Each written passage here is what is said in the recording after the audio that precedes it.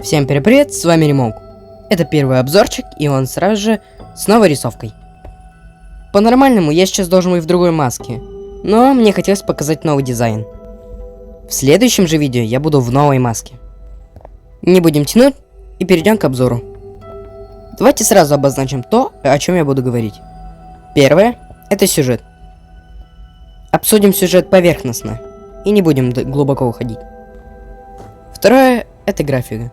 Посмотрим на визуал и оценим. Третье – это геймплей. Обсудим сильные и слабые стороны управления, файтов и платформинга. Четвертое – это музыка. Просто насладимся этим раем для ушей. Пятое – это сейдинг. Погрузимся в этот мир с головой. Ну вот и все. Вот и критерии закончились. Каждый критерий уйдет в группу плюсы и минусы. Так как Hollow Knight является моей любимой игрой, то несложно догадаться, чего здесь будет больше. Начнем с плюсов. Итак, приступим. Но прежде чем мы начнем, давайте с предыстории. Hollow Knight была разработана двумя энтузиастами, Ари Гибсоном и Уильям Пелленом в 2017 году, 24 февраля. Идею создать Hollow Knight они взяли, когда в 2013 году выставили на Game Jam игру Hungry Knight, где впервые появился наш протагонист. Далее они наняли Кристофера Ларкина и Мэтью Гриффина и начали разработку.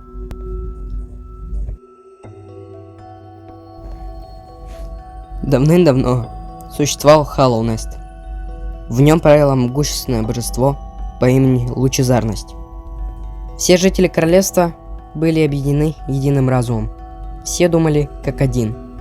Но в один прекрасный день Hollow Knight озарил бледный свет. Могущественное существо по имени Червь прибыл на земли королевства, посмотрел на обитателей и решил забрать под контроль Лучезарности.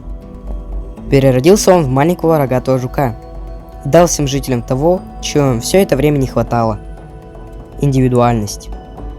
Назвал себя Бледным Королем и начал налаживать технологии в королевстве.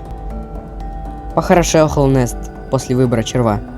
Именно при нем стали строить вокзалы, города, трамваи. Он объединял все части королевства под своим монаршим крылом. Но некоторые народы отказались с ним сотрудничать. С кем-то червь нашел компромисс, с кем-то развязал войну, а кого-то изолировал и сказал забыть, как страшный сон. Шли годы, королевство процветало. Все уже давным-давно забыли, кто такая Лучезарность. Только один народ мотыльков смутно ее помнит.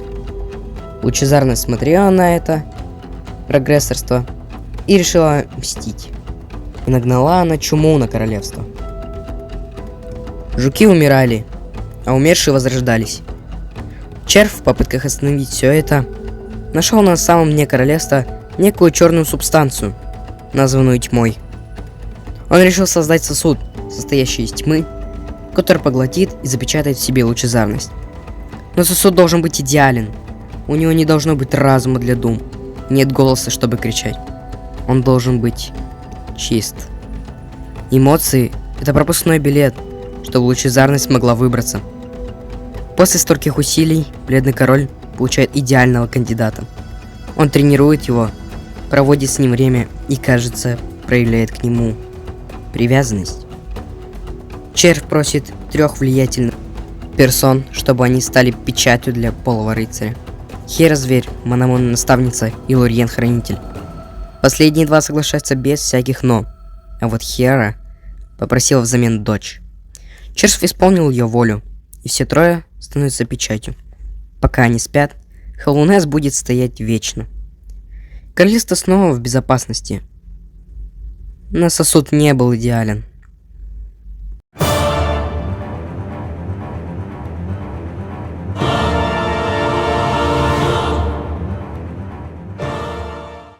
Пол не выстоял. Тем временем все другие сосуды, бесцельно бродившие по королевству, вдруг направляются к своему облажавшемуся брату. А червь вместе со своим замком и самыми близкими подчиненными униженно капитулирует. И вот наш ГГ отправляется в путь. Дальше не расскажу, поиграйте и узнаете. Да, могут быть погрешности, и да, вы можете поправить меня в комментариях. Нужно ли здесь что-нибудь говорить? Вы просто посмотрите на это. Задники проработаны лучше, чем моя жизнь.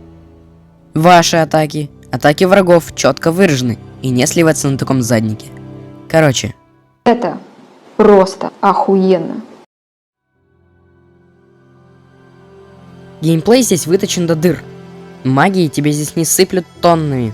У тебя ограниченный запас скиллов. Но он подойдет под все случаи жизни. Фокус хилит хп. Мстительный дух наносит меньше всего урона, но позволяет быстро наносить урон. Опустошающее пике дает фрейму неуязвимости, что даст преимущество в бою. Воющие духи – самый дамажный спелл в игре, плюс атакует вверх. С магией разобрались, теперь основные удары. Мы атакуем гвоздем. Этот гвоздь, как и магию, можно улучшить. Все.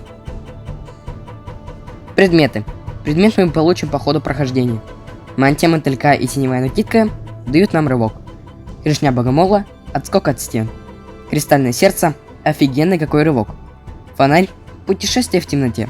Гость грез – проникание в чужие мысли, а также телепорт. Тавро короля – доступ в бездну. Проездной – доступ для покатух на трамвае. Монаршие крылья – двойной прыжок. Слеза измы – возможность плавать в кислоте. Карта – ориентирование на местности. Ну а теперь самая крутая часть. Амулеты. Буду краток. Это шикарно. Они так хорошо вписаны в игру. Так вдобавок они еще и синергируют. Например, кровь улья дает тебе возможность отрегенить последнее потерянное хп за 10 секунд.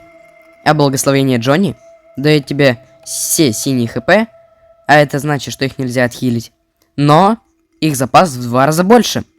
Так вот, если объединить эти двое, то хп будет в 2 раза больше, плюс последний хп восстановится через 20 секунд. Фух. Все, идем дальше. Я ничего не буду говорить, просто слушай.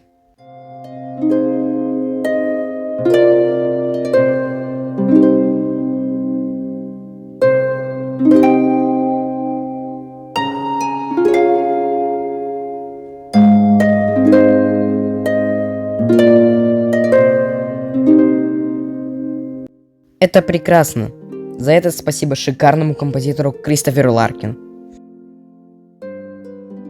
Deep Dark Fantasy в жучиной обложке. Эта игра отдает атмосферой одиночества и мрака. И благодаря этому и тому, что я перечислил ранее, тебя затягивает с головой и заставляет проходить снова и снова. Хоть все жалуются за нерасторопное начало, но для меня плавное вхождение в омут это не так плохо. Ну, а что по поводу минусов? Да как такового их нет. Разве что прыжок, но это была такая задумка, так что нет. Ну вот и все. Играть или нет, это вам решать. Но я настоятельно рекомендую ознакомиться с одной из лучших метроидваний. Ну а на этом все. Всем спасибо и комфортной вам игры.